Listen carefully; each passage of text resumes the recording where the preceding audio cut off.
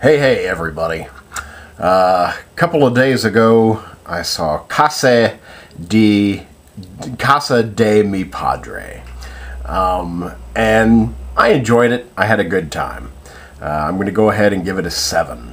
I found it to be highly entertaining. Casa de Mi Padre is about basically a son coming into his own, a man coming into his own. A family that has been divided, a father, 2 sons. The mother has been long dead. One son has always stayed at home, the other has gone away to make his fame and fortune. And sadly, he had to make that fame and fortune through the drug game, and has come home to see his father and to show off his new fiancée, and brings a lot of trouble with him. And the brother, who has always stayed at home, must rise up and become his own man and defend his family. That may sound serious, but it's actually quite hilarious. The film stars Will Ferrell. Will Ferrell is the brother that never left home. Diego Luna is the brother who did leave home. The film also stars, boy, I can never say his name, Gael Garcia Bernal, something like that. Bernal. Who else is in there? Nick Offerman from Parks and Rec. There's a lot of good Spanish character actors in this film.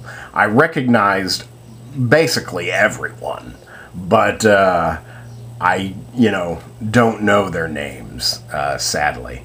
The film is directed by Matthew Sanchez? Something like that. Sanchez, definitely. Written by, I really wanted to remember. I really was trying to remember everyone's name because I was just impressed by it. And I didn't expect to be impressed by it. But it was written by one man, directed by another, produced by both of them, along with a couple other comedy names that you would recognize, Will Ferrell being one of them. I guess I've got to talk about it. It's a Spanish language film. I mean, I want to call it a foreign film, though it's not. But it's in the Spanish language. It's really, I think, the first grindhouse comedy I've seen. This could easily fit in with the Grindhouse pictures. Rodriguez's Planet Terror and Tarantino's Death Proof. And I mean, like, it could have been shown like as a trilogy altogether. It's got that, like, campy value to it. The special effects are, bad. They use obvious studios. This is very much a throwback, an homage, a love letter to, I mean, I'm not familiar with the genre at all, but Spanish cinema, Mexican film. I'm just familiar with, like, the telenovelas that you see on TV, and really, I'm not even familiar with that. I'm familiar with the clips that they show on The Soup. So I'm not very experienced in that genre at all. So I would assume that it's, pretty much a love letter and a satire, spoof of that, while exaggerating, remains true to the core. I think that's what I enjoyed most about it, is that everyone had a lot of fun making this movie. That just comes off the screen. And when you can tell they had a lot of fun making it, well, it's a lot of fun to watch it. So it's a movie that's a lot of fun. Again, it's entirely in Spanish. Will Ferrell does a fine job of Spanish. It's well directed in the fact that it's not well directed. I mean, you have to. They had to go out of their way a lot to make it look that bad, I think, sometimes. Basically, I just think they nailed it. I just think they nailed it. And the reason I'm not giving it a higher score is because, I mean, it is ridiculous. I mean, it's ridiculous. It's often nonsensical. Of course, this is everything you want in a comedy. But, you know, I really can't justify giving it higher than a 7. You know,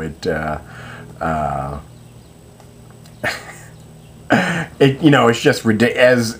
I think it's better than, I didn't really think about seeing this film. The trailer never really got me. I always thought it was an interesting thing, but I certainly thought I could wait till DVD, like with a bulk of Will Ferrell's movies. I think waiting for DVD, and really just a bulk of comedies, I think waiting for DVDs is a fine option. You know, you don't have to run out and see them in the theater. But I'm definitely glad I saw this in the theater. I preferred this to Will Ferrell comedies. I preferred it to Blades of Glory and the one where he's the basketball player in the 70s. I can't think of the name of that one. But I definitely prefer this. I mean, it's still outlandish. It's still, you know, it seems like it would be one joke, but yet you know, they somehow stretch it to 90 minutes.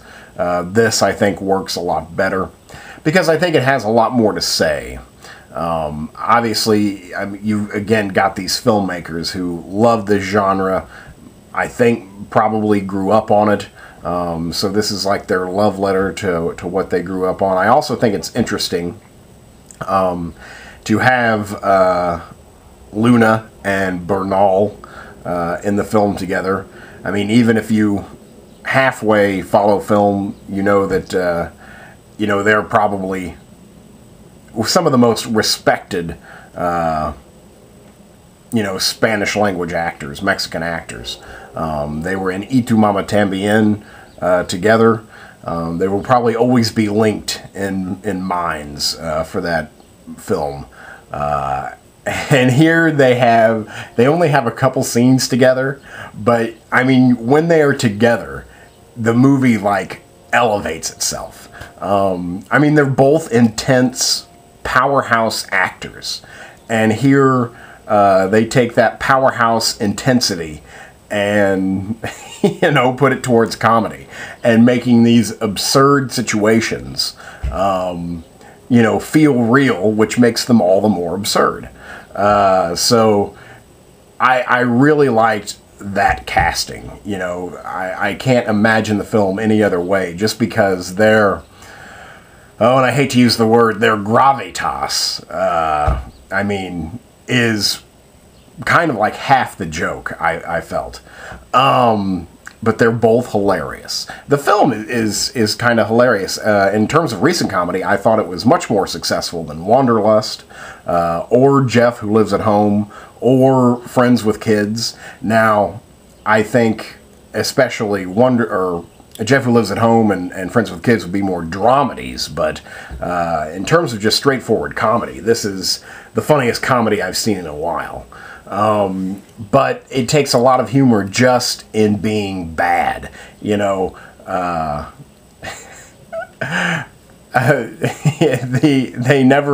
They like, you know, show an elaborate outside scene, just outdoor footage, and then they're painfully obviously in a studio, and you've got like painted backdrops and just the fakest trees and the most fake animals. And it's just, you know, it's camp. You know, it's camp. There's like missing reels and like a few seconds from what it would appear to be another film. All of the acting is, you know, again, appropriate. So I think it's solid. I just, you know, it just, sometimes maybe it was just a little flat here and there. It was definitely silly throughout. I thought with comedies, you always have to,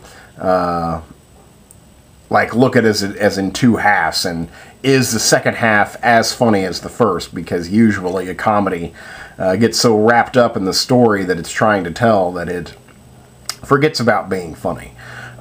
Here, a lot of the humor just comes from how bad it is, and that camp value, and so you get to laugh just as much in the last half as you do in the first half. One thing I've got to mention is it takes the opportunity to be overtly political at times. I usually don't really dig this in films because I like a film to be, you know, down the middle, and if you know, a director wants to you know, state his political ideologies, that's okay, but just do it in a more subtle manner. Maybe something that you know, you realize when you think about it the next day or something, but here it's like they're slapping you in the face with their political beliefs, which is fine because, again, it's a comedy and it makes it hit home all the more, but there's a lot of, well, there's no way around it, there's a lot of anti-American speech in this film, which is fine, you know, which is fine by me. I have no problems with that because all the points that they make in the film about America are entirely accurate. So not only is it a little harsh, but it's harsh because it's absolutely true.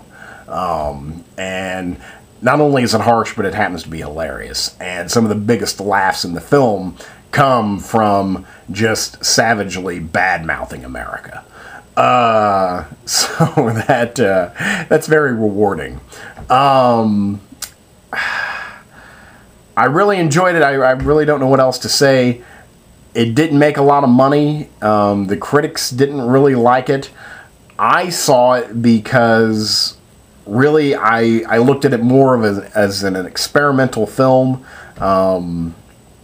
And I thought that, you know, maybe I should see this in the theater. Maybe it's just weird enough to see in the theater. And it was definitely weird, and it was definitely funny, and definitely worth my time and money.